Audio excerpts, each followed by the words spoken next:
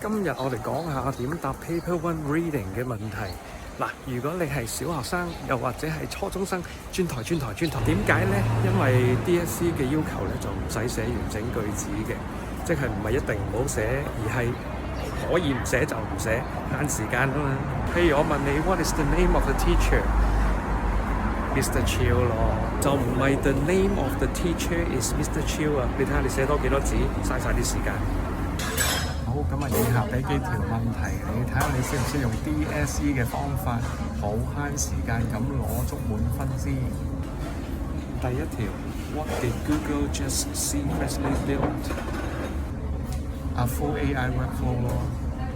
第二條啦 What helped shape the AI era? NVIDIA's AI supercomputer 咯。